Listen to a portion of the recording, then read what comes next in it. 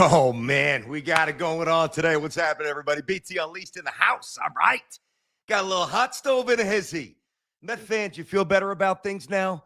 Have you actually sent the email? Have you sent the text? Have you reached out? Have you apologized to David Stearns? Because you should.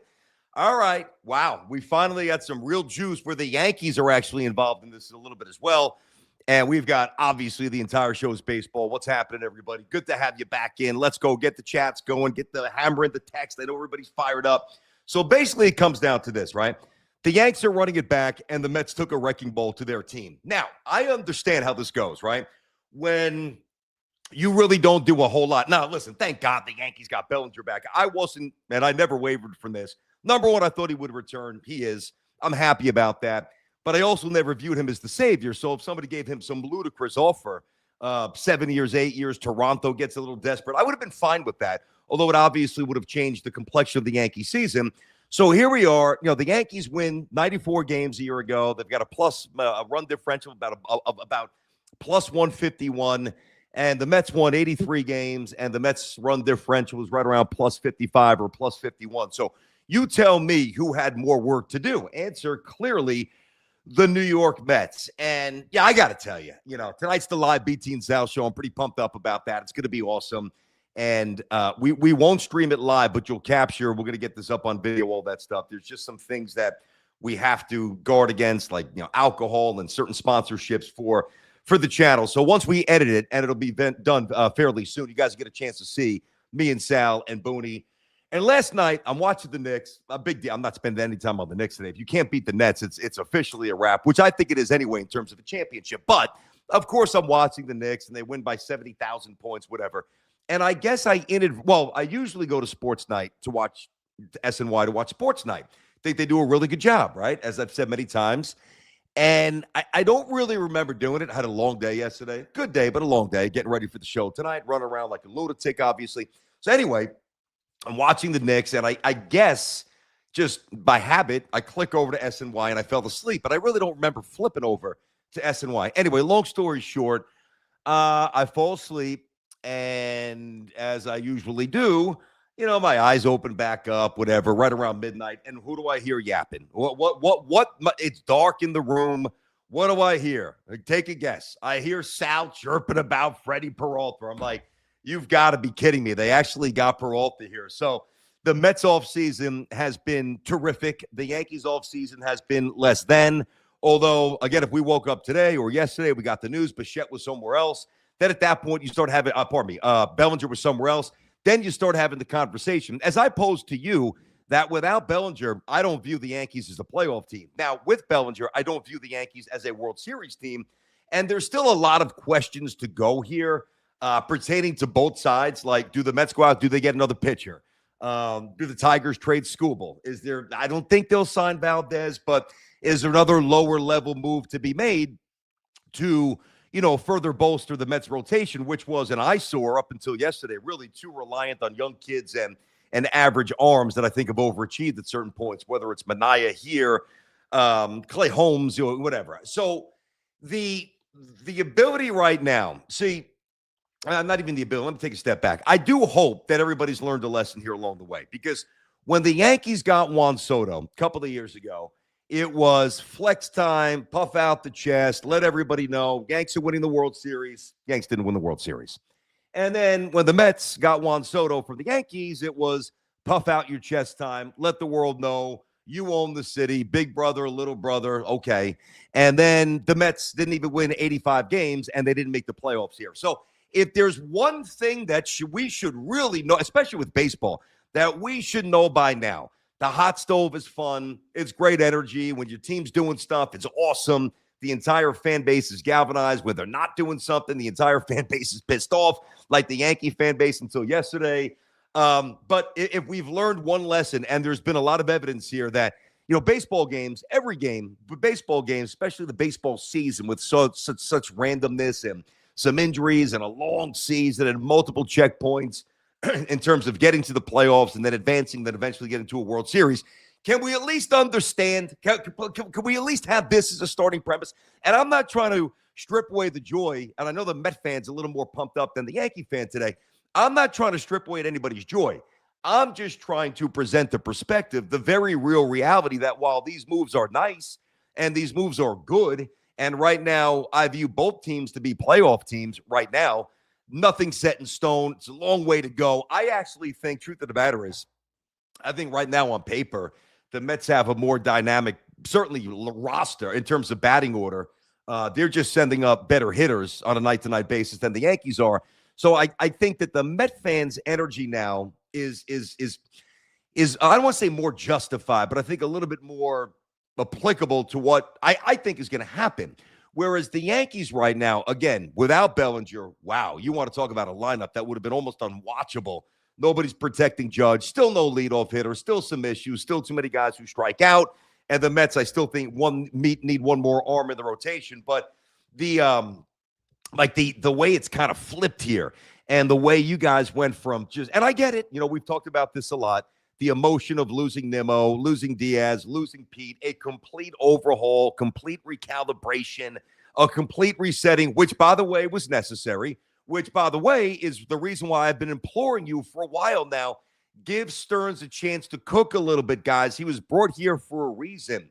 And if you know how he operated in Milwaukee without a real budget, you knew he placed emphasis on pitching. You knew he placed emphasis on catching the baseball. You knew he placed emphasis on getting athletic bodies on the field. That's why when you delete somebody like Pete, who can't run, Nimmo, who can't throw, and you suddenly look at, like, up the middle for the New York Mets, Simeon upgrade, Lindor really good at short, though he took a step back a year ago with the numbers. And then obviously yesterday, Luis Robert enters the equation, who's a terrific outfit. I don't know what he's going to hit.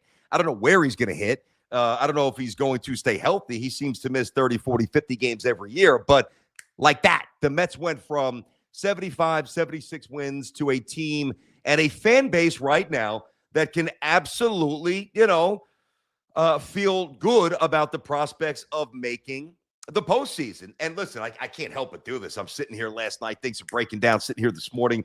I'm trotting out the lineups. I'm looking at, all right, what do we do? What do we do? What's going on? What's a possibility? Is there anything coming?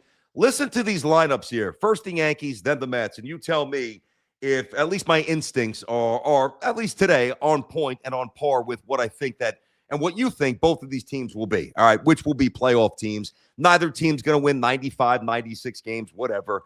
So you've got, from a Yankee, start the Yankees. Grisham in center, Judge, obviously, 2, Belly 3, probably Stanton 4. You want to break up the lefties. Ben Rice, Jazz Chisholm, Caballero, Volpe at short when he comes back. Obviously, Austin Wells behind the dish, a lefty. And then I'd like to get another righty catcher as a backup. And then Ryan McMahon at third base. Now, the rotation to start the year is going to be very different from what we see when we get to midseason. Early on, some combination, obviously Fried 1, Schlittler, Heel, Warren, Yarborough, and then you get Cole and Rodon back whenever they get back. And that's where I think that the real excitement is going to be generated within the Yankee fan base, because I really do think, now people that tell me last night, I'm seeing on Twitter, Mets have the best rotation in baseball. Mets don't even have the best rotation in New York. I mean, I understand you guys are fired up, but geez, take a break. Take a breath, relax. You can, think two different things. You have to mesh them here. Like what the Mets have done is very, very good in terms of trotting out an everyday lineup, which I'll get to in a moment. I'm going to run down the pluses and the minuses for each one of these teams here. But the rotation, still a lot of questions. I think that's fair. And we don't know that Devin Williams is going to be like Diaz. Matter of fact, I would bet that he won't be. You just hope that he's really good. He's just not going to probably be great like Diaz has been for a couple of years. But, I'd like to have more excitement, and we'll talk to Boone about this tonight, BT and Sal live show over at the Vogel Theater in Red Bank, New Jersey. And I am excited because I know the Yankees will be a playoff team, as they always are. And I really do believe the prospects of what they can become from midseason on, like that juice, that energy, that belief, that elevated perception of what the Yankees could be. Not to mention they can make a trade like the Mets can and everybody else can at midseason to address whatever weakness they really need to address here. But like when that Yankee rotation gets humming, and if Garrett Cole's 80, 85% of what he was before he got hurt, then the Yankees have the best rotation in baseball. I honestly believe that. Now, listen, there's variables here. Like if Schlittler took a massive step back, that would change things a little bit. I don't think he will. That's how much, like McClain, there's some stuff that you see early, provided they stay healthy, and they're diligent, and they attack their craft, and they understand the league's going to make adjustments, and then they make adjustments. Like There is nobody that can convince me that Cam Schlittler doesn't have ace stuff. I believe that and I think the same for McClain. So when you get into all-star break-ish, provided Judge is healthy and, the Yankees are hitting a ton of home runs, which they will. Again, I don't love their lineup. I like the Mets lineup better here, and I'll get to the Mets in a moment. But again, I'm looking at this and I'm saying, all right, so what do I love about the Yankee lineup? Well, without Cody Bellinger, the Yankees are like an 83, 84 win team. And the real prospects, by the way, without the two aforementioned pitchers, Cole and Rodon coming back whenever they get back, what I was worried about, which is why I wanted the Yankees to be in on Bichette. Certainly a righty stick, and he's not coming here, so I don't need to waste energy on that. But I was actually I'm less concerned about it today. It's been stabilized with the return of Bellinger. But I was really worried, given the Yankees' rotational issues to start. I mean, you're giving the baseball, and I like Warren, but you're giving the baseball, to a Yarborough, to a Weathers if he makes the rotation, to a young Will Warren, to a Luis Gil. I don't know what to expect from Luis Gil. I mean, for April, May, into June, like that's a lot of turns through the rotation where if your offense isn't carrying you, there's going to be some nights where you're winning and losing 7-5, 6-5, 8-4, which obviously compromises the rotation, the bullpen, which presents a bigger issue down the road. And really, before Bednar, I don't even love the Yankees bullpen. So the Yankees are not an A-plus team. The Yankees are not an A team. I'm not even sure the Yankees are an A-minus team. I think that right now the New York Yankees are a solid B with real upside, maybe a B-plus if Judge is healthy and is Judge and wins the MVP again because he just elevates everything around them. But I look at the lineup and I'm sitting here and I'm saying, all right, do they have a leadoff hitter? And I'm not trying to be negative. I want to be clear about that. But I've also told you that as I anticipate Bellinger to return, this was for a month leading up to this, even with him, like I wasn't all in on this Yankee lineup. I don't think they have a leadoff hitter. So the Trent Grisham thing is a problem for me. I know he's going to run into some bombs and he's going to hit some home runs, but he is not a leadoff hitter. I would not. I'd almost rather bat Aaron Judge 1. Like, so you go righty Judge, Ben Rice 2. I know they're reversed to the lefty thing, but or Judge 1, Bellinger 2, Rice 3. I would actually prefer that than Grisham batting first. Like, I don't know how you can be considered to be a championship team without an everyday leadoff man.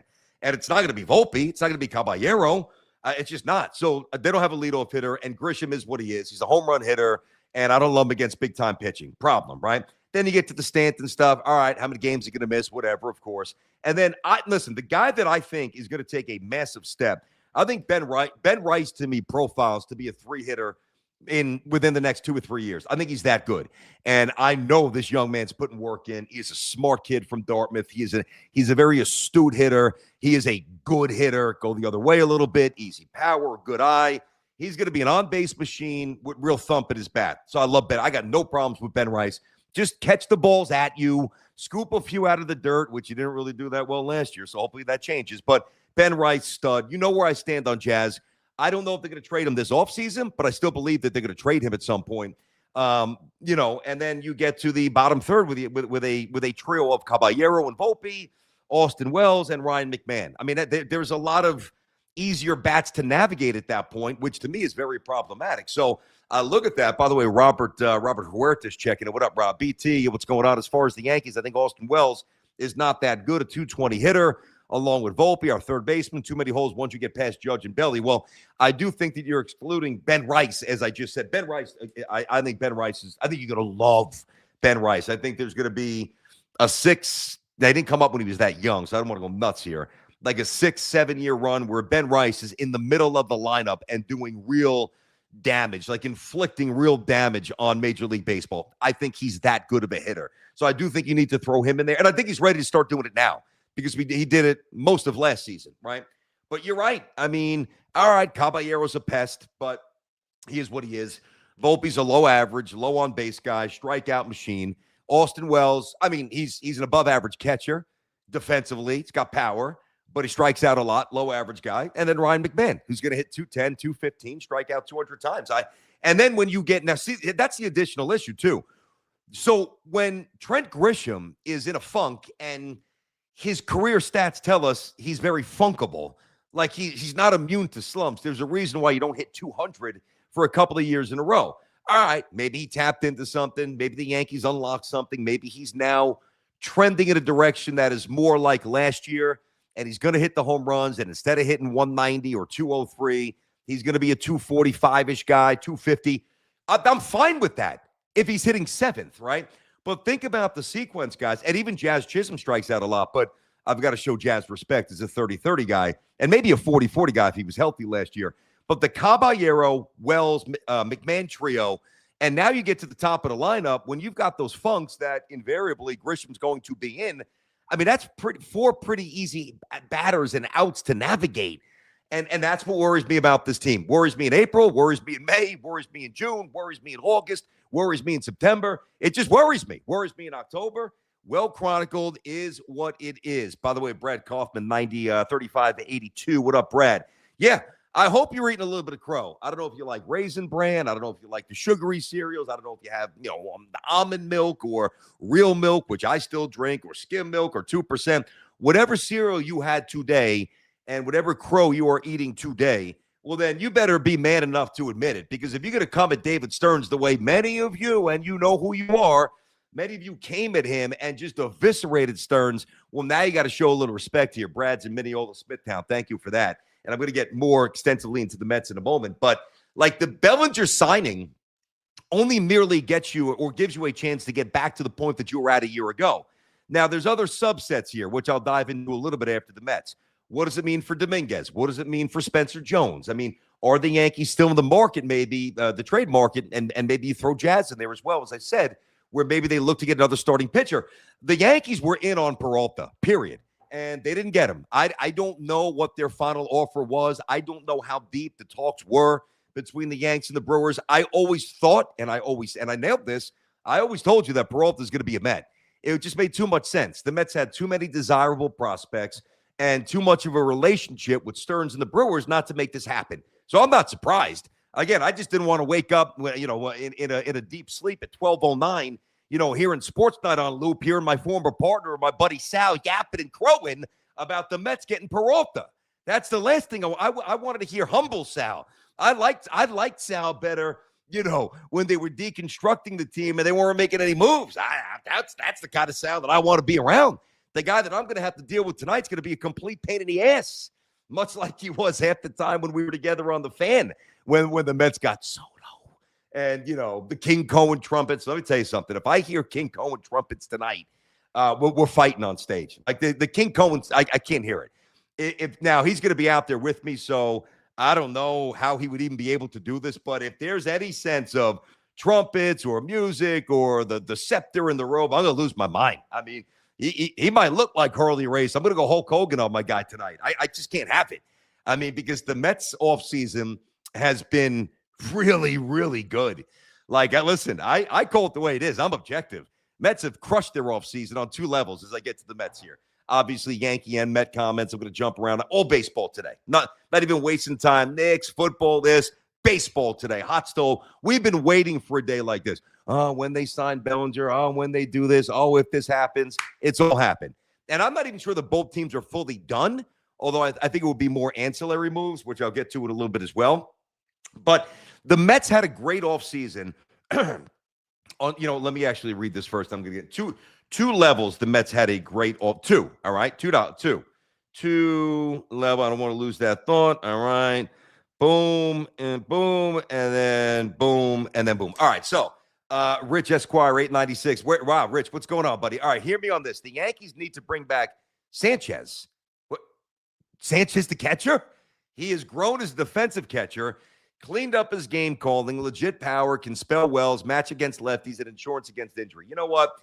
I hear that name, Gary Sanchez, and I just think of a loafing, lazy, sloppy. He's almost like the Carl Anthony Towns of catchers. Like, that's almost how I perceive him.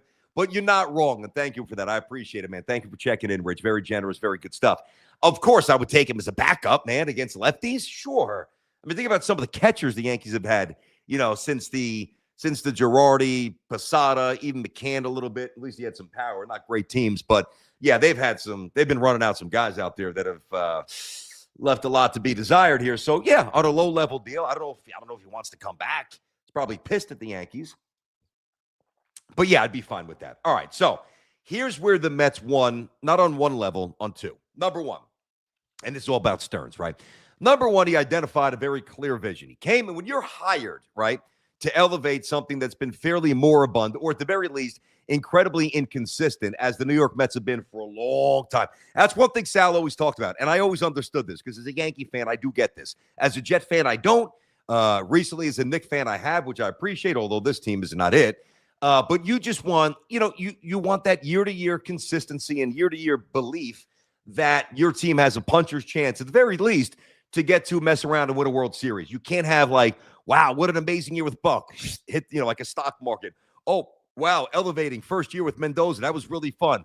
We get Soto, 83 wins, a disaster. That's not the way you build a franchise. So when Stearns was hired, he had to come in here and assess. The first thing that you have to do is assess what you inherit. I think anybody who's good at their job, all right, I think one of the dumbest, most short-sighted things you could do is to be predisposed or have a preconceived notion of somebody or something, and then make changes, and I mean swooping, radical changes, without giving, a person a chance to prove otherwise. Now, I don't mean, let me take Harbaugh for a second. He's watching the tape, right? I'm not even going to name a player. Nobody jumps to mind, right?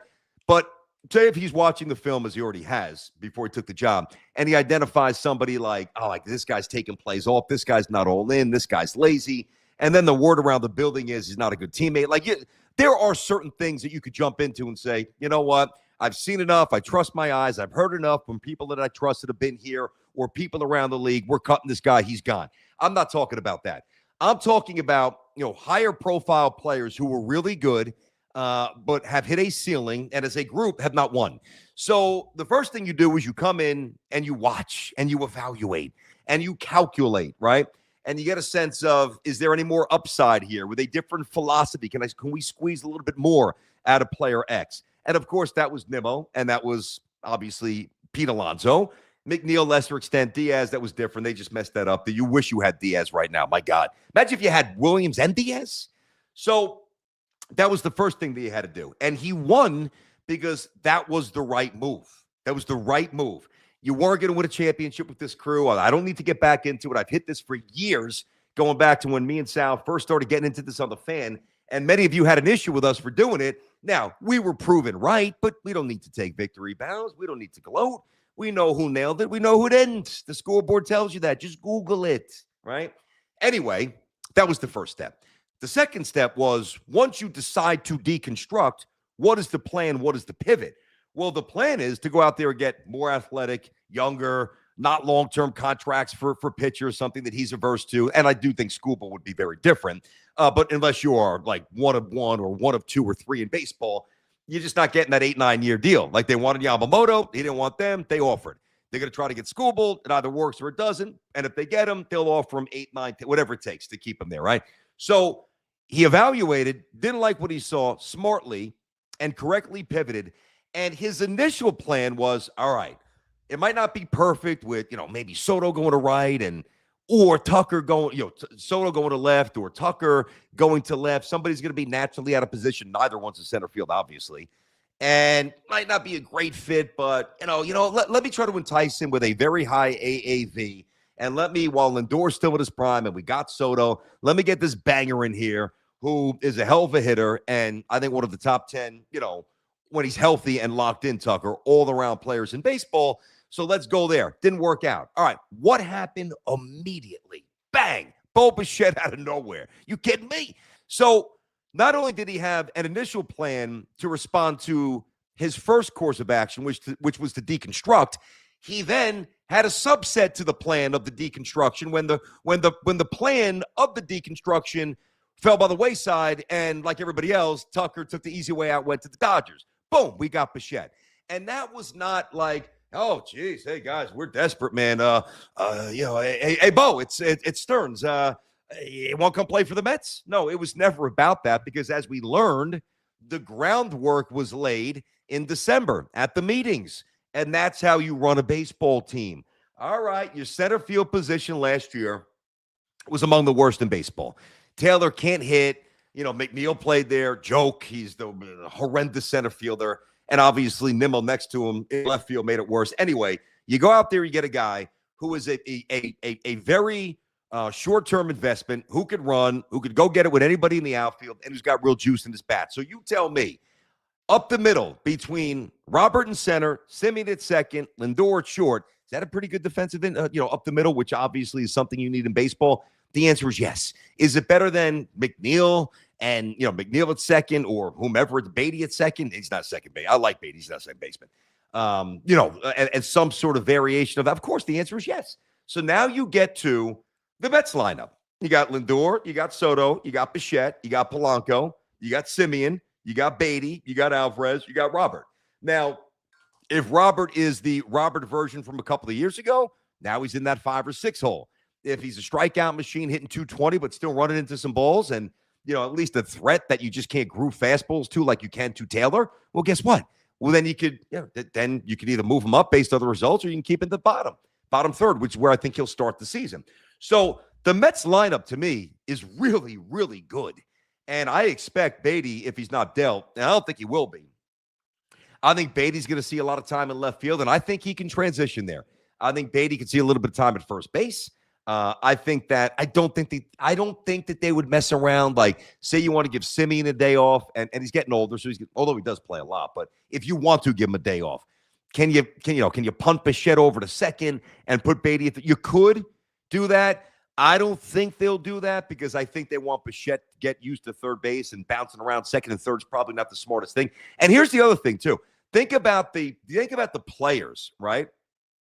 As the Douk, I'm going to go with the Douk, not the Duke, the Douk, 1986. What up, BT? Jonah here, diehard Mets fan. Where are you calling in? Where are you calling? Where are you texting in from? Although the offseason started off rough, I'm starting to buy into the plan. There you go. Is that all it took? A couple of guys who are borderline all-stars and some who actually are? Boy, way to come around. Super excited about tonight. Nice. Driving down from Albany. Fantastic. That is great. Can't wait to see you. Keep up the great work. Thank you. No, thank you for checking in. Thank you for the super chat. I can't wait to meet you tonight. Can't wait. Cannot wait. BT and Sal Live is going to be off the chain tonight. It's going to be absolutely phenomenal, right? The other thing, too, that I really like that Stearns has done, and I do think that this matters because one of the things about the Mets is that, and nobody can prove it. It's not like it's not a tangible mathematical equation where we could say, okay, definitively, the attitude of McNeil or the aloofness of Pete. I'm just throwing stuff out there. Or, I don't know, Nimmo wanting to be captain led to this percentage of subpar team chemistry. It's just a deduction based on subpar results. All right. And things you hear. Tommy Pham a couple of years ago saying it was the least hardworking team he's ever been around. Tommy's jumped around the league too. So that was a very eye-opening statement. I remember when we talked about that quite a bit. But the thing that Stearns has done outside of Robert, all these guys have won. I mean, Bo Bichette hit clutch home runs in the World Series. He's an absolute killer. Simeon won a World Series with Texas. And Peralta, while the Brewers never got over the hump, the Brewers were one of the 4 or 5 teams that actually won more games than the Dodgers. The Yankees did in the regular season. Yankees did. The Phillies did. The Jays did, obviously, winning the same 94 games as the Yankees, and the Brewers did as well. And the Brewers, say what you will about being really good but never cutting through. Brewers go to spring training the last couple of years. Brewers expect to be a playoff team, and they were. Now they had their heart broken by Pete with Devin Williams. They had some really tough losses here, but that is a winning, stable organization, and that's where Peralta's coming from. So Peralta's a winner. Simeon's a winner. Bichette's a winner. I mean, that stuff, again, I can't quantify it, but that really matters. Now, without Peralta, it doesn't matter what the lineup looked like before last night with the trade going down. The rotation was just awful, nowhere near good enough. And now it changes. Not good enough it doesn't change enough where it's like one of the best in baseball. I think some people are getting a little bit nuts here. But now what you do is it solves 2 things. Number one, you've got an ace, right? And my son is actually homesick from school today, and I had to run out, get gas and stuff, and do some stuff before the show. And he's on the couch, and he's watching some YouTube videos, whatever he's watching, sucking down some Gatorade, trying to get the fever down a little bit. And he said, he was so disgusted. He goes, Mets got Peralta. Now, so he saw the news, obviously, but he didn't really know exactly how good he was. And he said, how good? I said, he's terrific. I said, he's really, really good. I said, think about it this way, Cole. I said, he's not necessarily an ace on a World Series team, but he's a great number 2, and he is an ace for a playoff team, that next tier, which is where I think the Mets are, right? So it's a huge addition because it stabilizes the front of the rotation. That's the obvious stuff. But the other stuff it does too is that it shields somebody like McClain, all right? Now, Sproat's gone. Tong is still here. I think Peterson's good. We'll see about Manaea. Holmes was fine, back in the rotation. Mets are going to hit. The Mets are going to put runs up here. I expect the Mets to have, a top 7 or top 8 offense in baseball. I really do. And I think the Yankees will have that just based on the great Aaron Judge elevating everything around them and hitting a ton of home runs, maybe the most in baseball again, maybe scoring the most runs in baseball, which they sometimes do. But I just think that the Mets 1 through 9 have a much deeper, much more challenging lineup to navigate. Yeah, I really do. And can you imagine? Now, I don't really expect this. I'm not a huge fan. I'd like to see, I'm talking about Alvarez, because all the names that we've ripped off now, Alvarez has been largely obscured by, the players they brought in, and last year the players that they had, and really the fact that he's been injured a lot and not really nearly as good as we thought he would be. He was the number 1 prospect in baseball. Now, that doesn't mean anything. That's just a label. That is an expectation, and he has been nowhere near meeting it. I think he's been a little bit out of shape. I think he's got to lose some weight. I think you're that young. I think you're that thick. I don't think that's a good thing. Now, I know some players can carry it and still, like Barkley, in basketball, maybe he's got that kind of frame, but I don't think it really is good for him myself. But even if he never touches that number 1 prospect status, which he won't ever, but if he's still viable and, he's a 20-plus home run guy and he's got some energy, he's got some personality, you have somebody like Francisco Alvarez batting 7th or so, even maybe 8th, if everything else is right. Well, now this Mets lineup becomes almost impossible to navigate. And now you don't necessarily need, top rotation to carve out enough wins to be a playoff team, because the offense will carry you. Peralta will do his job, and some of the other names I mentioned as well.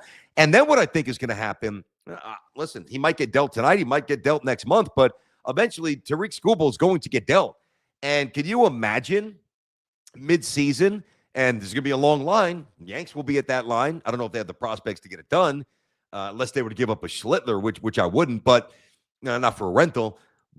But imagine if the Mets got somebody like Skubal or another ace that kind of falls out of sorts, or something that you just don't really think right now is plausible, but is going to be plausible because it always is. There's always a stud that's available at the trade deadline. If you've got the appetite to part with prospects, and you've got the minor league system that is valued throughout baseball, you've got the means, you've got the direct means to make a trade there. So is it completely implausible that, in August and September, the Mets are trotting out Skubal, Peralta, McClain, 1, 2, 3? It's not. It's really not. So I just think David Stearns has done a phenomenal job. Still waiting for some apologies. I'm still waiting for you guys to man up. Is he still Boy Wonder? Is he still going to be called by Joe the derisive genius, the nerd? But I don't even know what Joe calls him everything at this point. But I just thought it was and I'm just messing with Joe, but I think many of you were just way, way, way too early to the party. It's like showing up, party's going to get jumping, say at 10 to 2, 10 to 3 in the morning. You show up at 8:53, you look around, you say, this party's lame, I'm bouncing. And then you leave, and then your buddies text you the next day, dude, you missed a banger. I mean, it got high 11 o'clock, this happened, this person showed up, this was going down. Wait till I tell you about this story. Many of you just really left the party early and really were not fair in your evaluation to Stearns. But again, most of that was rooted in emotion, which I've always understood. So I give you a little leniency to get yourself together. Stop walking around work like a loser and get your act together. Jorge Castellanos. What's up, Jorge? 1963. All right. If I had to choose an additional pitcher to add to the Mets rotation, who would you choose? Well, I mean, I pretty much just gave it away with Skubal there. I mean, they are what? He wants 32 in ARB. The Tigers offered 19. The gap it's the largest gap in the history of arbitration. The Tigers have shown no inclination to even do the right thing by him. I mean, that's an embarrassing offer. That's actually, that's offensive. That's offensive. Now, I know a lot of us have a rough time saying, how is it offensive when you offer $19 million? Like, the Tigers are merely playing by the rules of the CBA. Understood. But there are certain people who transcend that, and you just got to show more respect. And when he wants 32 and you offer 19, he's saying, get me out of here. I'm done with you. Even if he doesn't, project that publicly, he's out and they're going to trade him. So the answer is Skubal. The answer is absolutely Skubal. Now, what I find interesting, there's two primary questions, I think, at this point. I mean, the easy one is, are the teams done? All right, but whatever, that's boring. Number one, first a Yankee item and then a Met item. Will the Yankees trade either Dominguez or Jones? Now that Bellinger's back, you've got an interesting situation, and it's not a great one because Dominguez has not proven to be a competent left fielder. They're never going to let him play center field. Obviously, Grisham's here for 1 year. Then as they think downstream, like, well, maybe Spencer Jones in 2027, who profiles defensively better in center, much better than Dominguez. But I don't even know if there's a 2027 baseball season. Sure, you could piece it together and put Bellinger in center field for a year or so as you figure it out in 2027. Sure. Obviously, you can give Grisham a blow this year. Bellinger's fine. He's better in left, better in first, but he's fine in center. Highly competent. Certainly now you can get away with it another year. Like as he gets into his 32, 33 age, that's going to be a little less palatable for me because he's going to lose a little bit of juice athletically. So you'd have to find a real center fielder. That's a Band-Aid to me. But the question is, like, who do the Yankees truly value between Dominguez and Jones? And I would even throw there in part of the trade dialogue, like, because I've said this for a while, and I still absolutely believe it. I just don't know when it's going to happen, but I believe it's going to happen, that Jazz will be dealt. Now, I don't know if it's going to come this offseason or at the deadline here, but will they? I'm just going to stick to Dominguez and Jones because that's the more pressing need. Now, if Bellinger would have signed with Toronto, you're not trading either one, all right? The way I see it today, I don't think there's any chance Spencer Jones makes the team out of spring training. I don't care if he hits 7-12 with 9 home runs and he runs into 6 light towers and he looks like Robert Redford in The Natural. He's not making the team. There's no room for him, right? And the other thing, too, is he needs some seasoning. And I've heard this from the Yankees, right? I've said this on WFAN. I'm going to say it again here for the first time. The Yankees do not believe organizationally that Spencer Jones will ever be able to regularly handle big league pitching enough where he's not his strikeout rate is anything that they can accept.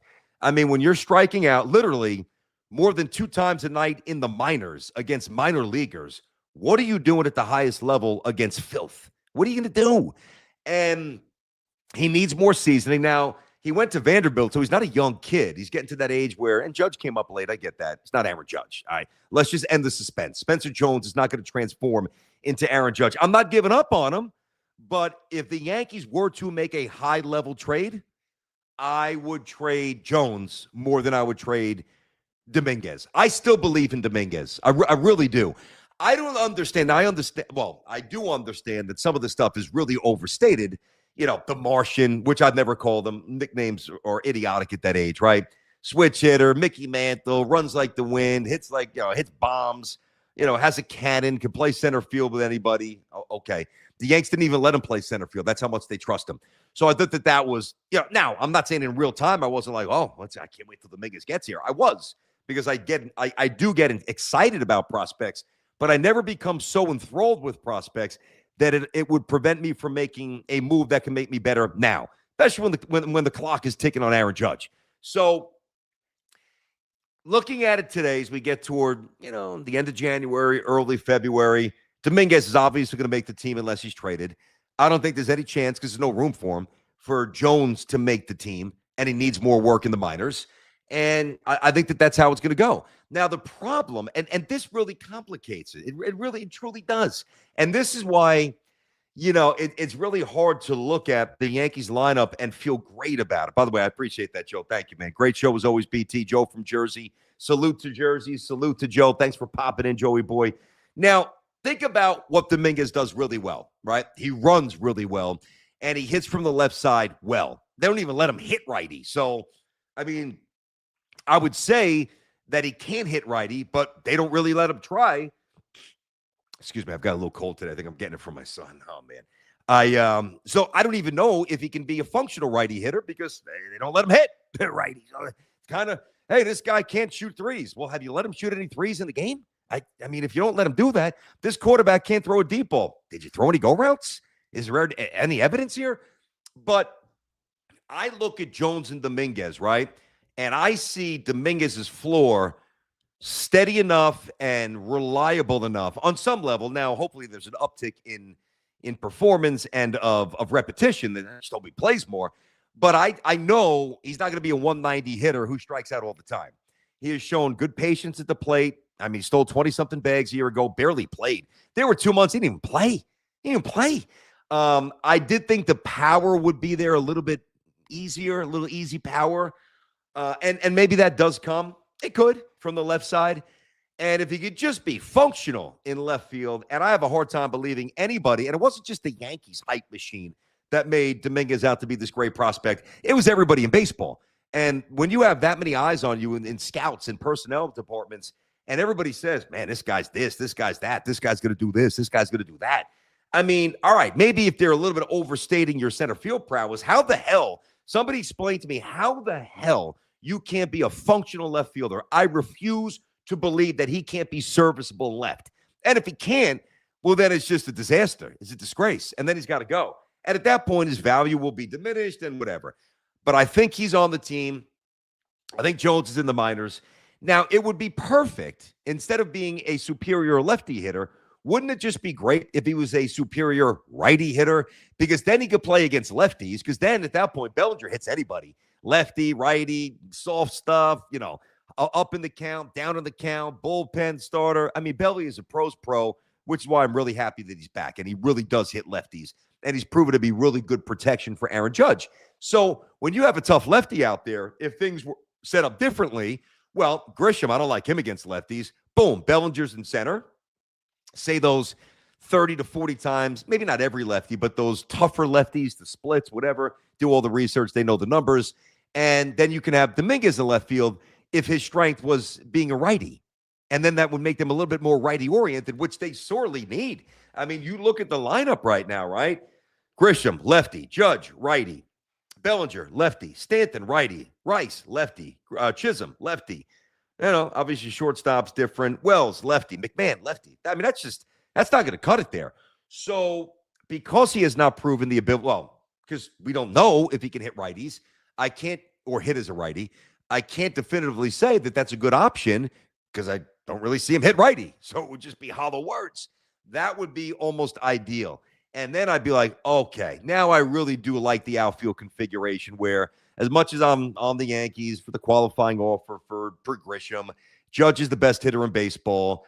Obviously in center field with Grisham, he's going to run into a bunch of home runs against tough lefties, sit him down. You don't have to worry about being overmatched. Bellinger in center, and then Dominguez as a potent righty hitter. It just gives you more options. It makes you a little bit more righty-oriented, as I said, but it also just makes you a better lineup, but he doesn't hit righties. All right, so that's that issue there. And then a little less on the radar, at least in the immediacy of the offseason here, will be, do they trade Jazz? And that's to be determined, right?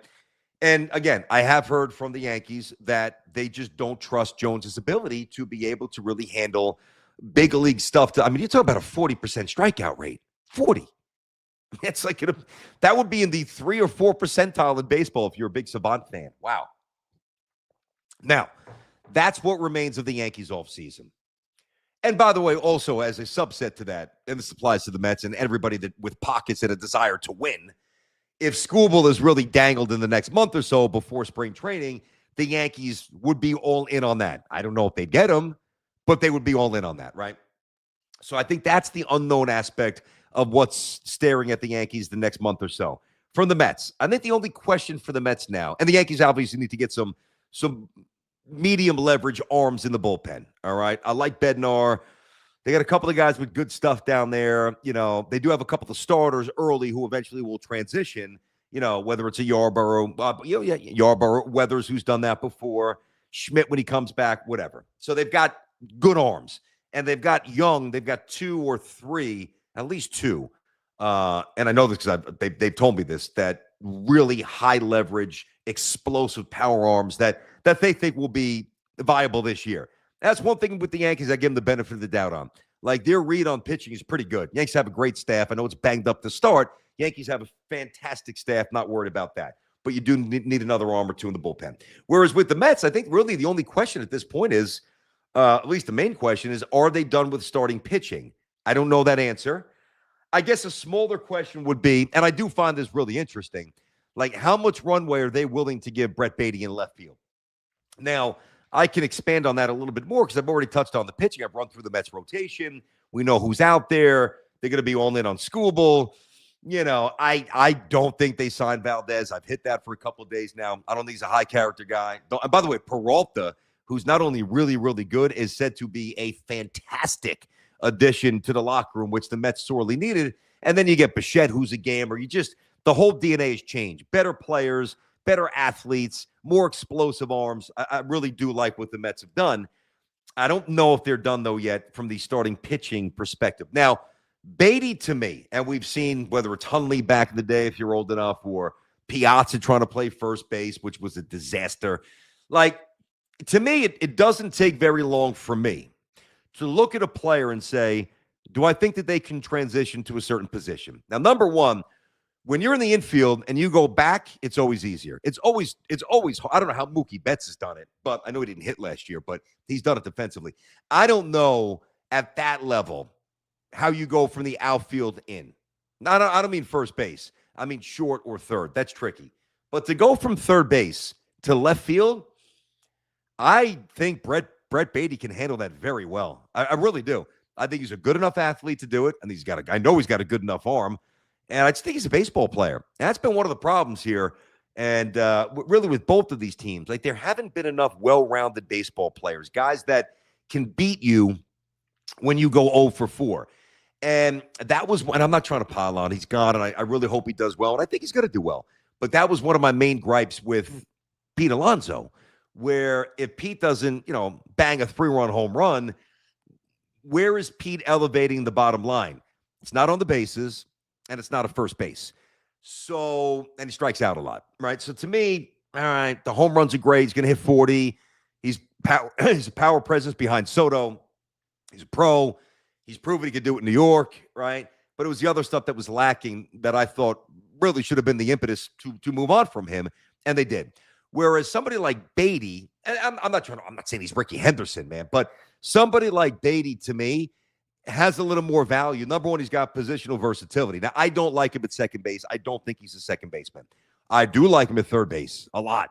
Now, Bichette's going to play third. I get it, and you'll take that trade-off there. But like watching Batty play third base and watching Vientos try to play third base, that's not even close. Brett Batty's superior.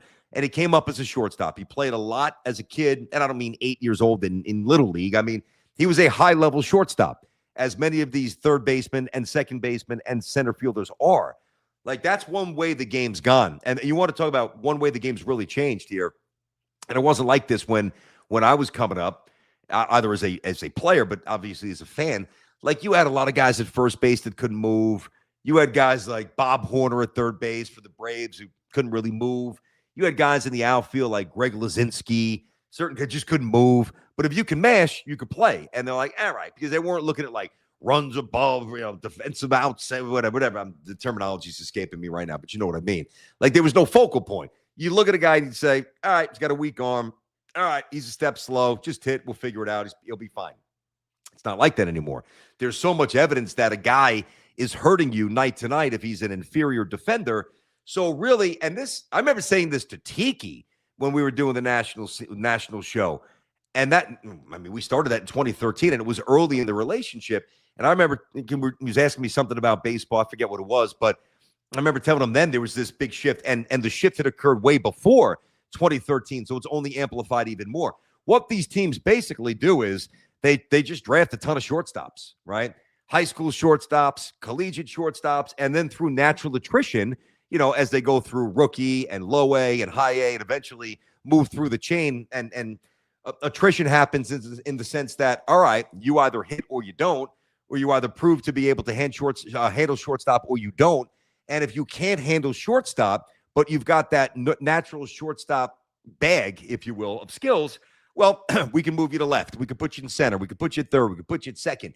So that's why the game's become so much more athletic, And I think that somebody like Batty, now I'm not saying he's a great athlete, but he's kind of a byproduct to an extent of the last 20 years, the philosophical, maybe even slightly more, the philosophical change in how you draft. You just draft a lot of middle of the infield guys, and you just see what's what 2-3 years down the road when they put weight on, when they learn how to hit, and they kind of tweak the mechanics and really learn how to handle the high velo and the off speed stuff, the nasty off speed stuff.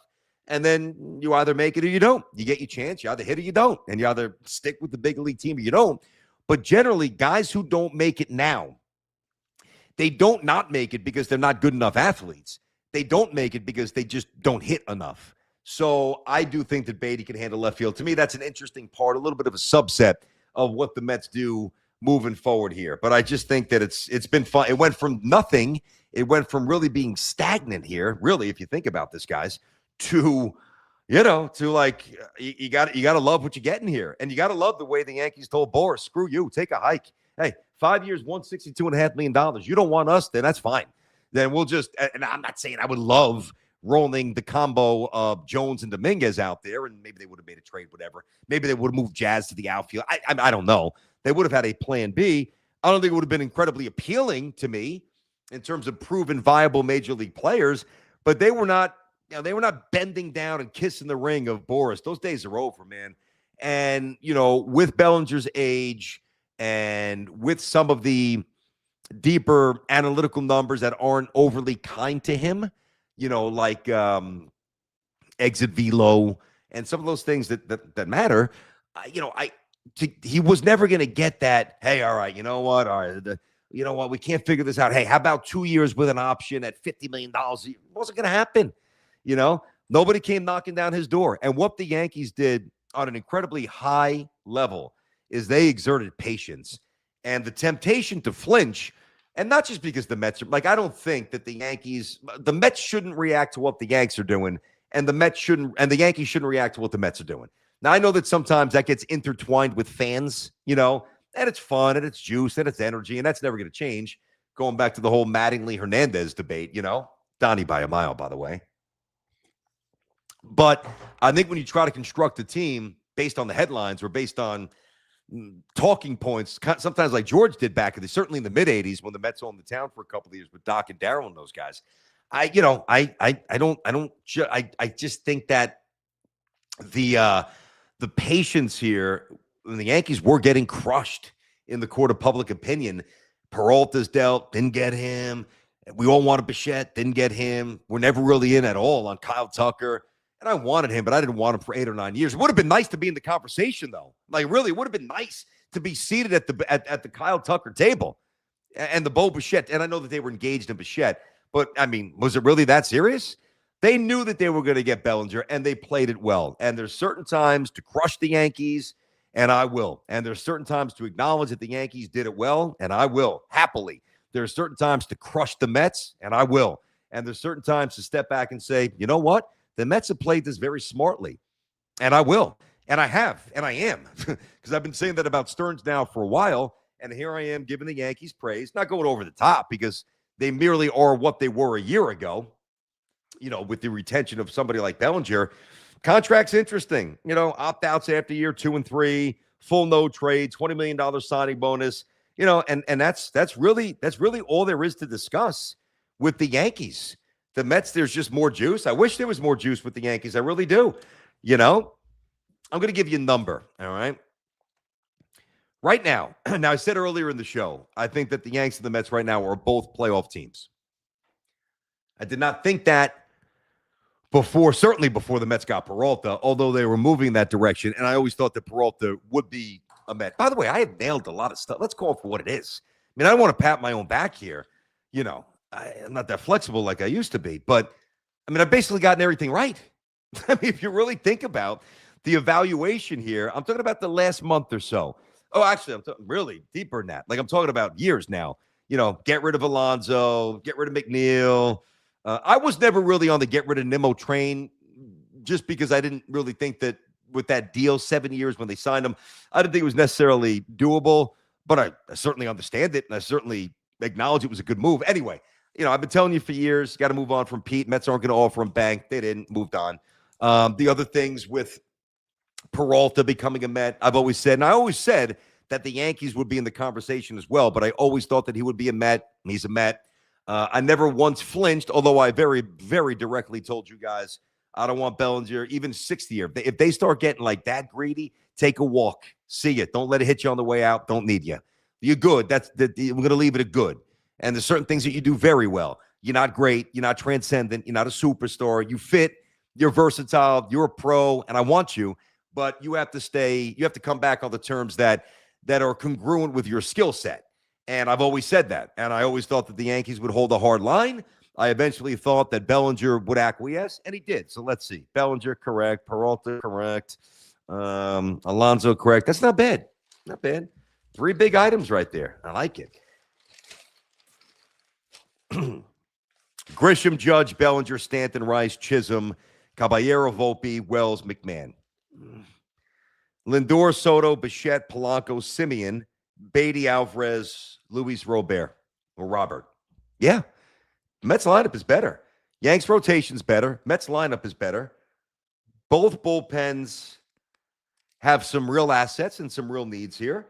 Yeah, here's the crazy thing, too, because, there was some noise that Mendoza and his seat was getting hot last year, which I believe was true. And I believe, not that they were going to fire him during the season, but, there's a little spark here. Maybe not in go fully in flames like that gif that you see with the dog sitting in the middle of the room with the flames everywhere. It was never like that. But it's going to get to that point if the Mets aren't really good this year. Like, there's no more excuses. And the thing about the Mets, like the Yankees are steady in terms of their connectivity. I don't think there's any issues within the locker room. I think Boone's got a good grip on the team. They usually win enough to, at least on a bottom line assessment, on some level, kind of stiff arm the fans and say, hey, we didn't win the World Series, but we're pretty good. And that bothers me. I'm not trying to make an excuse for that, but it's true. Yankees won 94 games a year ago. They beat the Red Sox in the playoffs. And, it was a pretty good year. It wasn't great. Mets won 83 with Soto, didn't make the playoffs. So let's not make the same things even. Now, maybe they get even this year. All right. But if the Mets don't get off to a good start, especially if they were to make a move for another starting pitcher, well, there could be a scenario. And at that point, I'd have to say there should be, where if they are languishing this year, then Mendoza's going to get fired during the season. That's it. Like, he's got to come out humming. They got to come out. They got to look right. They got to look complete. They got to look smart. They got to stop running into outs on the bases. They have to be better on the bases. They got to catch the ball better, which they will, just based on the upgrade. Simeon, Taylor, obviously Robert in center, but Taylor's good in center as well. Mets defense will just be better. I even think Polanco is going to be a better first baseman than Pete, and I think if Batty gets some real runway in left field, I think he's going to be better than Nimmo. I do.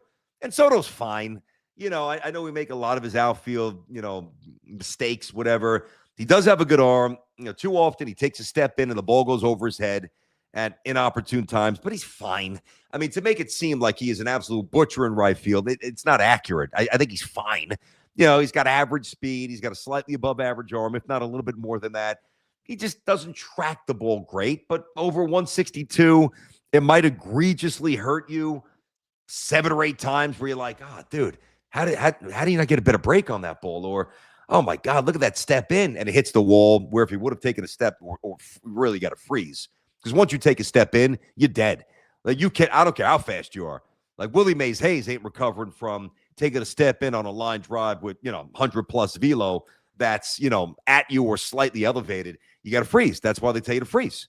They call it a prep step, right? Especially infield prep step. Outfield, you get ready. As the pitch is delivered, you want to kind of jump into position on the balls of your feet. And as you do that, it coincides with the ball basically reaching the proximity of home plate in an area where the hitter is getting ready to swing. And then just as that starts to happen, you start to now hop into it. Some guys actually hop into it. Some guys walk into it. It doesn't matter. As long as you're into it, on the balls of your feet, on the tips of your toes. And then now you're ready to go either way. Bang, ball to my right, boom, ball to my left, boom, get there, right? But and I think the hardest play is the one right at you. So I'm not saying it's easy. When that ball is scorched, then you're like, am I coming in, coming out? But once you take that, you just got to program your body. It's just through repetition. It's also through instinct and IQ. And Soto's not great with that. But that first step, you're dead. Whereas at least if you take a step back, it's easier to come in. Much like it is easier to, I was just explaining this to my son the other day, right? So he plays basketball, and he's a good player. He's not great because he doesn't play all year. Plays his ass off, gets to the rim, knows the field, the court, kind of sees a basketball court like he sees a baseball diamond at shortstop, or like he sees the football field as a quarterback, right? But if he wants to keep playing hoops, which I know he does, he's going to have to put he basically goes from, the season ends in March to not picking up a basketball until November. And he's good. He's not great, but he's good. But I was telling him the other night, I'm like, you got to start making bounce passes, buddy. And I was explaining because he always throws and usually does not get stolen, but I'm just thinking next level, right? And if I'm a defender, this is true. This is proven through physics. I just had this conversation right outside in our living room. We were actually throwing the basketball, passing it, right? Where if you throw a chest pass that's on a line, it's always easier for a defender to go up. Now, it might look the same, right? Quick hands high and low, quick boom, boom. It's actually a tick slower going down. So if you throw a pass here or slightly elevated, that defender's hand's going up. He's picking the ball up. He's picking the ball. He's picking it up and he's picking it off. Whereas if you throw a bounce pass, by the time that hand gets down, it's usually past him, provided it's got a little juice on it. So it's kind of the same concept with taking a step in versus taking a step out in the outfield. You know what I mean? Coach BT with a little coaching lesson here today. And trust me, that's true. What else we got going on? The trades. Yeah. Oh, I didn't give you the win total, which I'll do right now. Right now, I think both the Yankees and the Mets are in that 88 to 90-ish, maybe even 87. Let me I got a little more bullpen stuff for the Mets and the Yankees. 87 to 90. And I really probably more comfortable going 87 to 89 because I don't look at either team and say guaranteed 90 wins. Like, I think they'll get there. So I'm going to actually lower that. Like if I'm placing the odds, the BT Sports book here, I'm going to come up with 87 to 89. I'm not saying that that's what they're going to come out with when the projected win. I'm telling you what I think, right? Which is what matters to me. Vegas is Vegas. I think the Yanks and the Mets on paper right now, 87 to 89 wins. Now, and again, the difference is if you're just tuning in, the difference is that the energy level, while that pretty much to me equates to the same finishing place, neither team's a World Series team, although they both should be playoff teams, and I think will. But the Mets energy of the fan base is just through the roof right now, understandably so. The Yankee fan is like, all right, good job bringing back Bellinger. Way to retain him. Without him, it would have been. Put it this way: if I was giving you a win total right now, and Bellinger just signed with Toronto or the Mets, let's say Toronto, then I would say the Yankees are not a playoff team, as I've said before. So I don't think it's a gaudy win total. Where I do think it's going to change. Now, the energy for the Met fan, which is incredibly high right now, very well might last for the duration of the season. You go into spring training, even if you don't make another move, which I think you might. I actually think you're going to get another pitcher. I really do. I don't think the Mets are fully done. But even if they are, the energy's high, winning team, good lineup, top of the rotation guy in Peralta. McClain's going to be a beast, whatever. Everybody else slots back a slot, and it should be playoff worthy. And you keep that energy because the Mets give you reason to keep that energy, right? Whereas with the Yankees, the energy is a little lower, but I actually think that the uptick in energy in the middle of the season has a real chance to be higher than the Mets when Cole and Rodon come back, provided they're the same. I mean, I'm not worried about Rodon being the same guy. And with this situation with Cole and with Fried and with Schlittler, he's going to be more 4 or 5 guy rather than, 2 behind Fried like a year ago. I think that's where the Yankee fan gets a little bit more juice here. Boy, Rob just loves hammering these. Is this guy like a billionaire? I mean, every question's got a little dollar. Yeah, you don't have to do that, Robert. I appreciate it, but you don't. You really don't, man. You don't. I think everything's come full circle. Robert Huertas for me now. I saw the Yankees win 5 chips. I've been to Game 6 in '96. I was there as well. I just want number 23 in the Hall of Fame. Not sure if he's going to get there. Yeah, today's not the day for a Hall of Fame discussion. of course, I did a lot of Hall of Fame yesterday. If you guys missed it, then I do think that with some of these concessions, I don't know how else to frame it. And I don't mean Beltran. I don't mean yesterday's with Beltran and Jones, but some of these other names and some of these inconsistencies, and even like Posada. I was railing on this. This annoyed me. Like Posada getting less than 5% of the vote as a switch hitting power catcher on multiple championship teams. What? In the middle of the batting order for those championships? It's just disrespectful. It's just not consistent with what he did and who he was. It's not a representation of his baseball career. I'm not saying he's got to be in the Hall of Fame next to Johnny Bench or Carlton Fisk or Pudge, but less than 5%, joke. And then even Bernie, 9%, just disrespectful. All those championships, switch hitting center fielder, big moments, clutch moments in the middle of the batting order for all that stuff, and he gets 9% of the Hall of Fame vote. I mean, who the hell's doing this? What a crock of shit this has become. I can't get back into it. I really can't. But with Mattingly, yeah, I think Donnie should be in. And I think it should be a culmination of a baseball life. If he would have won a championship with the Dodgers as a manager or whatever. But come on, I just tend to place more value. It's a personal thing. I place more value, when you were in your prime, whatever your prime was, before injuries or whatever that prime equates to. Were you one of the best players in baseball? And to me, if you lived it, the answer is clearly yes. He was the best player in baseball who could do everything. So I just think the inconsistencies and the disrespect, and not just from Mattingly, I can make a case for somebody like Albert Bell. I can make a case for somebody like Keith Hernandez, as I have. Of course, I've already made the case for A-Rod and Bonds and McGuire, not Sosa, but the other guy, Clemens, the guys that have been implicated in the PED stuff. Like, what are we doing here? And like, it's just a fallacy that the Hall of Fame has a shred of integrity anymore. What does it mean? I don't really. I know what it meant when I was growing up. When I heard the term Hall of Fame, you were like, man, Hank Aaron, Willie Mays, Babe Ruth, Ty Cobb, Honus Wagner, Walter Johnson. And then as I got eventually like guys like Mike Schmidt, George Brett, what? Ozzie Smith is the best defensive shortstop of all time. Cal Ripken, middle of the order, champion, 83, shortstop, before shortstops really banging the ball around the yard. Not many of them did, So I don't really know what to tell you, except that I agree with your premise that it is all over the map, wildly inconsistent. And, I don't really know what it's going to change anytime soon here. So I got you the win totals there. I ran through it. Listen, it's a basic philosophy at this point. Yankees decide to run it back, and we'll see if that works out. Now, it's more acceptable for a team that won 94 games and a playoff series. By the way, I actually sold them short. Their run differential last year was plus 164. So to run it back and say that the Yankees suck is just wildly off base and disrespectful. And if that's what you say, I can't help it. I mean, that's your opinion. Great.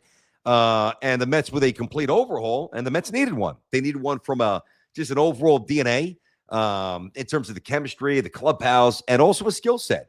Too many players were limited. So Yanks run it back, Mets overhaul, and when you win 83 games and your manager's on the hot seat, and there's chirping, this guy doesn't get along with this guy, and this guy wants to be the captain, and this guy's jealous. We gotta fix this thing with a plus 51 run differential, where for 2 months you're hoping that your starter gives you 4 innings clean, which they didn't too often. I mean, really, the guy who was doing it more than not was Clay Holmes, who was a converted relief pitcher. So it's going to be interesting. This was juicy. This was good. This was fun. And this is I think that this is the stuff that's going to make this channel absolutely go through the roof. Once we get to baseball season, stuff like this, man.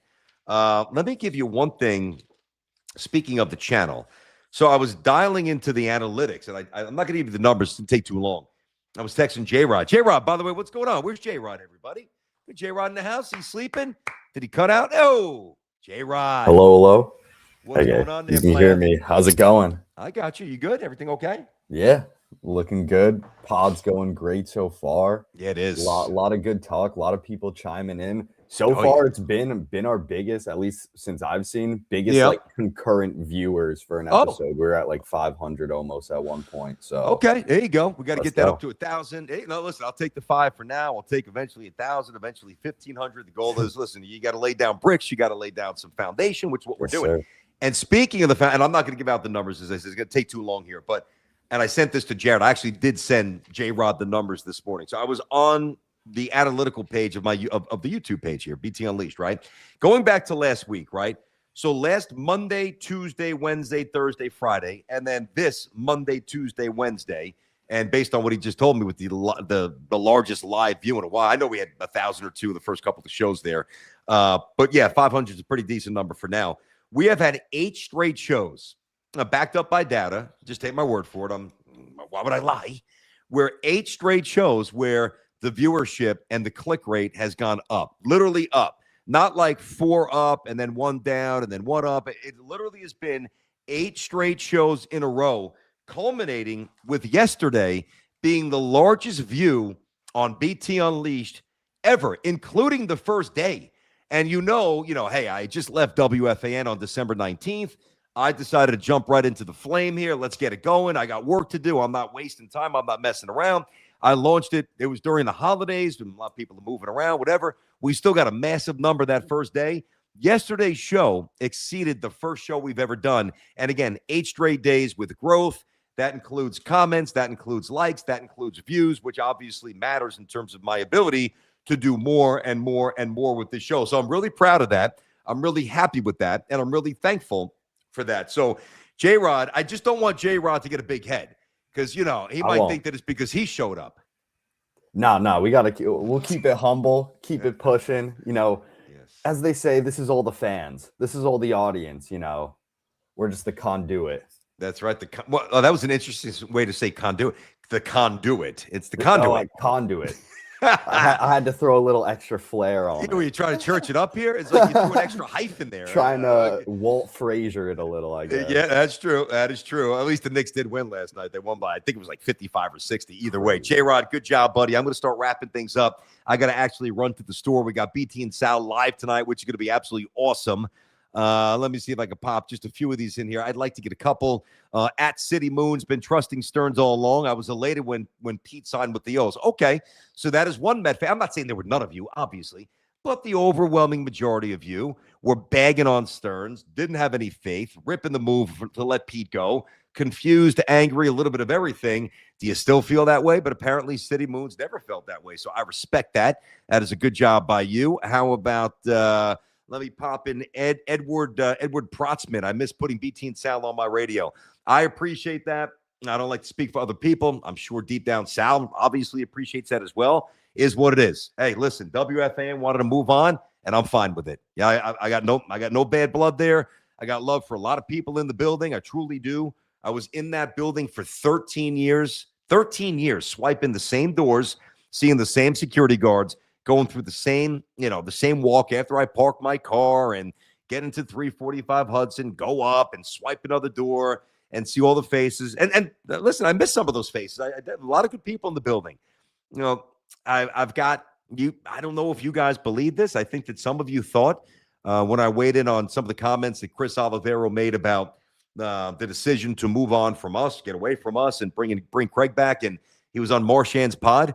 I jumped in because I saw some of the comments, and I wanted to validate 100% that he was upfront with us. Now, that doesn't mean that I think that he did the right thing, with all due respect. Like, if I'm running a station, there is no way in hell I'm getting rid of BT and Sal. I've said that before. I don't say that from a cocky point of view. I just say it because it's true. Because to me, BT and Sal was the epitome of what WFAN represents. And that is, passion, that is fire, that is chemistry that undeniably got better. Like, I look back at the first year, certainly the first couple of months. I'm not saying we didn't have any good shows, but when me and Sal got to the last year or so, really the last 7 or 8 months, we hit a level that was big, man.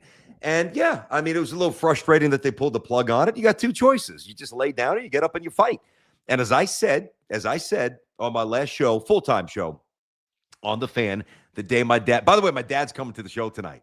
I was looking forward to seeing him. So was my mom, but I might have to let my dad stand up and feel the adulation. Many of you love that last segment. Pops is going to be in the house tonight. Anyway, that last show that I did, I was getting emotional because it represented change, and I'm an emotional person, and I always wanted to be a WFAN. But that doesn't mean I'm going to let WFAN control my life. I mean, I did a lot of good things before WFAN, that's for sure. And I remember saying that, I'm going to do something big, and I had tears in my eyes. I remember as I was getting ready to wrap it up. And I even said, I'm going to do something. I could promise you that. I'm going to do something big. Look it up on YouTube. That's exactly what I said. And this is what I meant. And we are getting there. And it's not nearly as big as it's going to be. It's not nearly as good as it's going to be. But it's going to be. So I hear you. I appreciate the sentiments. I'm just a look forward guy, not a look behind you kind of guy. Doesn't mean I don't like to reminisce about certain things and all that stuff. But, as Tony Soprano once said, the lowest form of human dialogue, human conversation begins with remember when. And, it's a great line. And when you think about it, it's true. Because if all you do is, hey, remember when? Hey, remember when we did this? Oh, remember when that happened? I'm not saying it's not fun when you're sitting around with your buddies on a golf trip, shooting the shit, having a couple beers, and oh, remember when this happened in college? Oh, dude, remember when you did that? Remember that night? I'm not talking about that. But if you're constantly wrapped up in what was, you're not focused on what is. And this is the present tense. And the present, I feel great about it. And I feel even better about what's in the future. So I do appreciate the sentiments, and I'm always going to have love for the fan. It's the most powerful sports station in the country. I always wanted to work there, and I'm really happy that I was able to do it. Because the other thing I said on my show is that if I wasn't able to have ever touched WFAN professionally, it would have felt incomplete, because that was always my main aspiration when I first started. Going to Pennsylvania, going to Vegas, going to Detroit, going to 1050, and always looking, even no disrespect to 1050. I loved it there. But when I was on a 1050, you don't think I was looking over at the fan like, man, it's where I want to be. They've got the signal. They've got the history. They've got the juice. So everything about it, even the 10 years nationally, like, man, am I ever going to get a shot here? Like, it would have been incomplete. But that I checked that box. I checked that box through hard work, and I deserve to be there. And I still believe I deserve to be there. But I'm fine that I'm not. It's cool. It's okay. No animosity, straightforward. That's it. Otherwise, the other stuff is energy that you're going to trip over, and it's going to prevent you from doing better things. And I'm not going to let that happen. Ad Armand is amazing. I need a wellness check on the Stearns haters. Joe B being number one. He has been the number one Stearns hater by far. All of you better apologize. Stearns had and will have a plan. I would even add to this, and Armand, thanks for checking in, brother. Not only did he have a plan, he had another plan when the first plan didn't work out, because the first plan was Tucker after the deconstruction plan. That was the first plan. Let me get rid of this guy, and this guy. Got to reboot, got to overhaul. Smart. Agreed with it. And then the next plan was, let's get Tucker. And then immediately, well, guess what? I got another plan.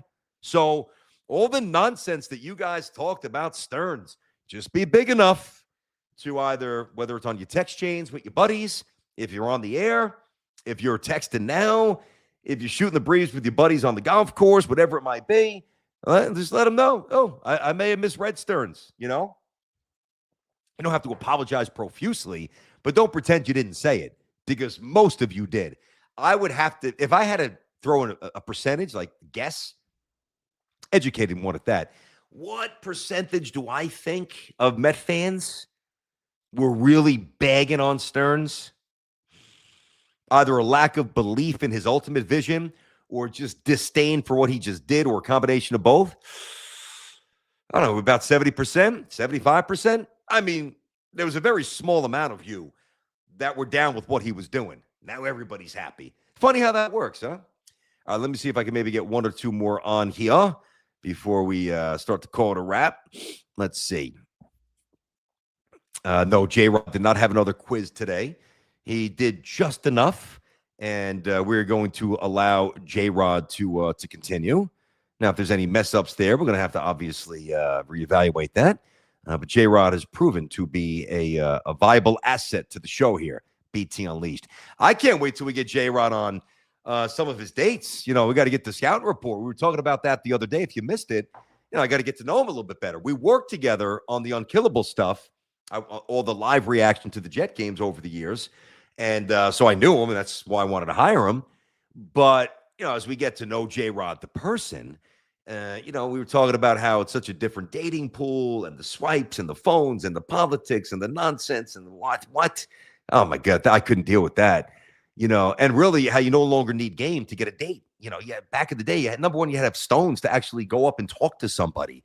Hey, how you doing? Can I buy you a drink? What's going on? I mean, that's the way it used to go. And then you start a conversation. And if the conversation goes well, you either get the number or you get another drink or whatever happens. And if it doesn't, all right, good seeing you. Peace out. Now you got to sit next to somebody that you just met on a phone and you see a profile with a picture. And by the way, the pictures are probably 5 years old, probably filtered from every single conceivable angle. And at this point, it might even be AI. Who the hell knows what's going to show up when you keep swiping? So, and what I'm going to do, by the way, not yet. Once J-Rod meets somebody that, and I'll get to know him more and more, and by extension, you will get to know him more and more. When J-Rod shows real interest in somebody, I'm going to actually set up a date for him and her, and I'm going to take care of the check. And I'm going to send them somewhere where I go, where the chef will come out. I got to come. I'm not going to start dropping names yet, but I will.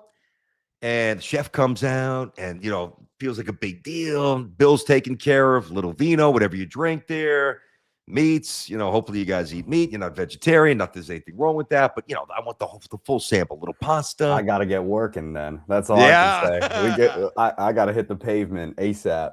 Yeah, and by the way, man, J-Rod, just to be clear, I don't mean like, hey, I met this girl from, in Brooklyn who she looks pretty and we have a match, whatever the hell that means. I'm talking about second, third, real potential here. Yes, yeah. You try to close things out a little bit. Coming out of the bullpen, let's get the closer. BT will close it for you from a distance. All right, appreciate it. See you again. Yeah, no doubt. You got to let us know. You got to let us know about that. All right, man. Let me see if I get maybe one more of these here.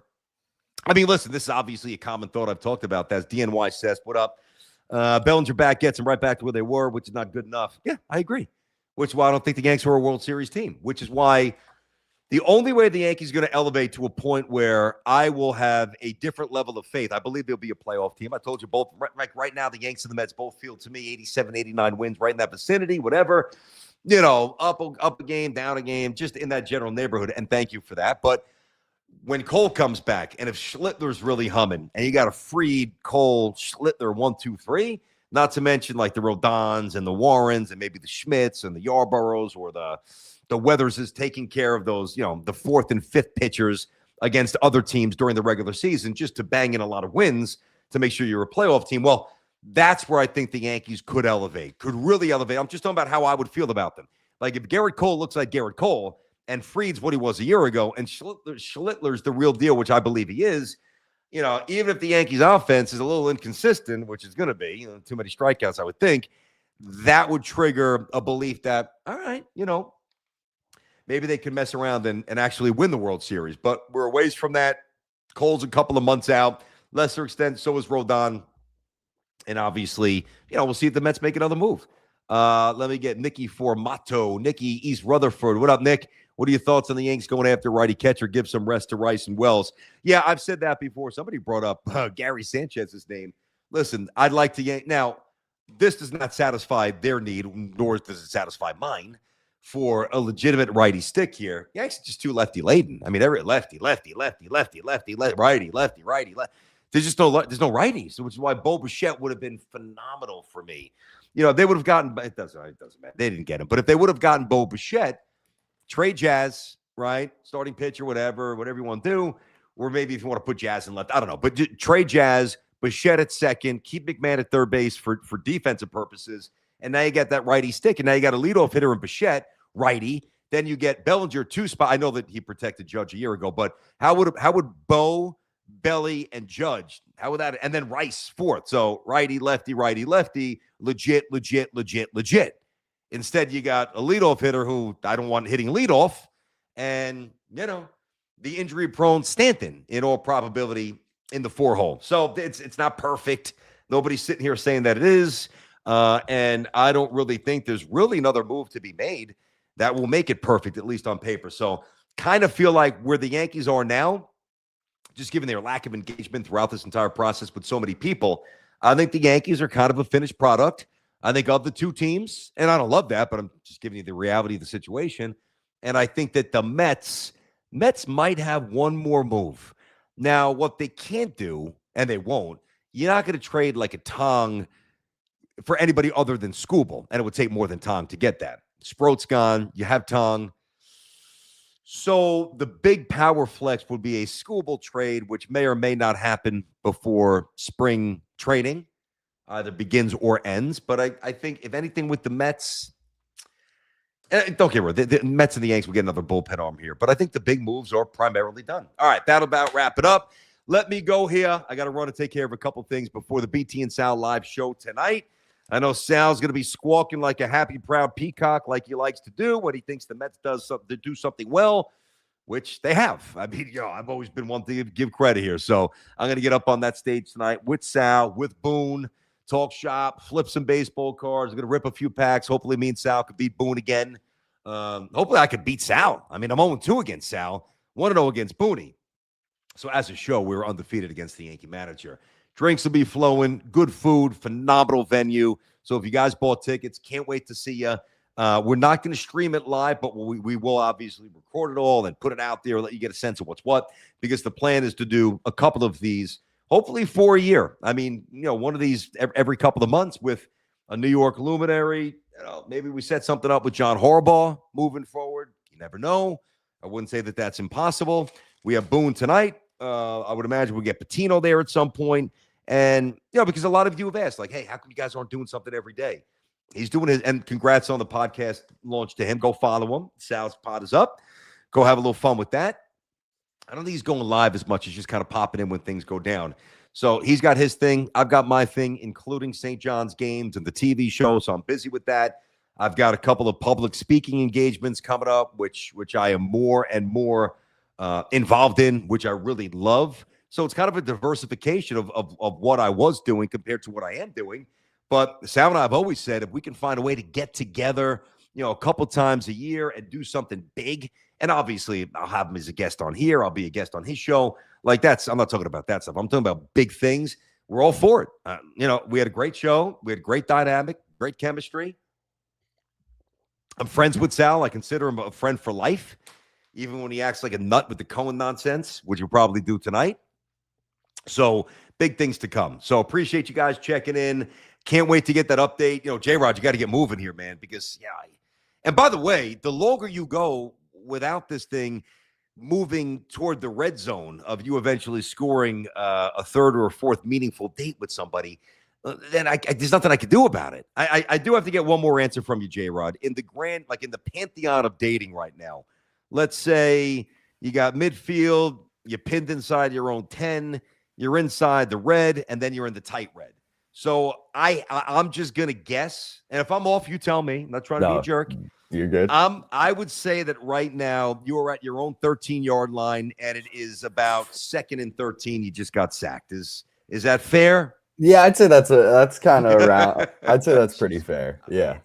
Come on, dude. Yeah, young single guy. You should never be pinned inside your own 20. I guess I'm not. I wouldn't say pinned. I'd say I'm kind of like let's see. I'm the receiver. I'm going for the punt rush, and the person's they're punting the ball, and the whole field is wide open. Okay, we're seeing which maneuver to cut down the field. I can live with that. Kind of read the blockers, follow behind, maybe crank out a couple of first downs, cross midfield, yes, sir. Open up the playbook. Now everything's on the table. Pass, run. All right, we'll take that. We'll take that, J-Rod. Good stuff, man. All right, J-Rod, appreciate it, buddy. Good show today, man. He's going to obviously get the clips up there, all the shorts, all the stuff that Jared does tremendously. So we'll see him tomorrow. We will see you guys, some of you tonight, BT and Sal live in Red Bank at the Vogel Theater, which is going to be phenomenal. Hey, follow, not just this, obviously, Twitter, Instagram, all that stuff. Spread the word. Appreciate you guys checking in with the comments.